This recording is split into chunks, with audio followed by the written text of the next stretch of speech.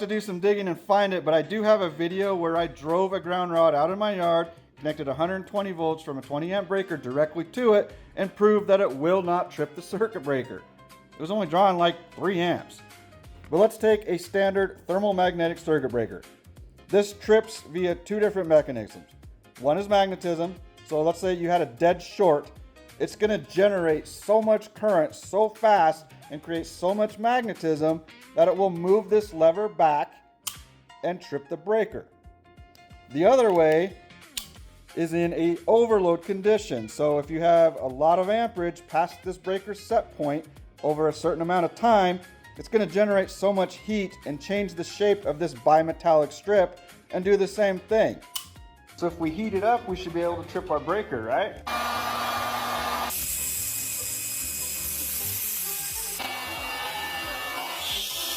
I realize this is going to be really hard to see in the camera. I'm showing you on the computer so I can zoom in and hopefully show you a little bit better. Feel free to look this up on your own and verify all this information. It is Square D trip code number 730-4. We're going to use a Square D QO 20 amp circuit breaker in this scenario. So what this is a time current curve. A 20 amp circuit breaker does not instantly trip at 21 amps. You can do later videos on how to read these, but on your x-axis you have multiples of the rated current. So let's go 1.5 times. So that's going to be 30 amps in our case because we're using a 20 amp circuit breaker.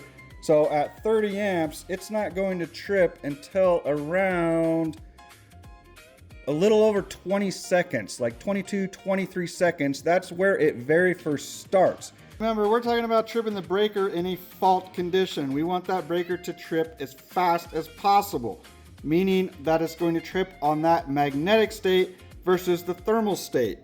And for a 20 amp breaker, we're probably about 12 times that rated current. We're going to go 12 times our rated current, so we're looking for 240 amps. Using Ohm's law, E over I, so our voltage is going to be 120 volts over our current, that 240 amps. It's going to be 0.5 ohms, meaning our ground resistance can only be 0.5 ohms. Can you even achieve such low ground resistance? Remember, we're talking 0.5 ohms.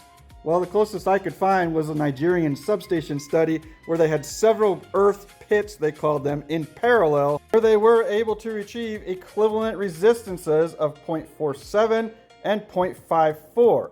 But again, this is several pits. That first one is 6 pits connected in parallel.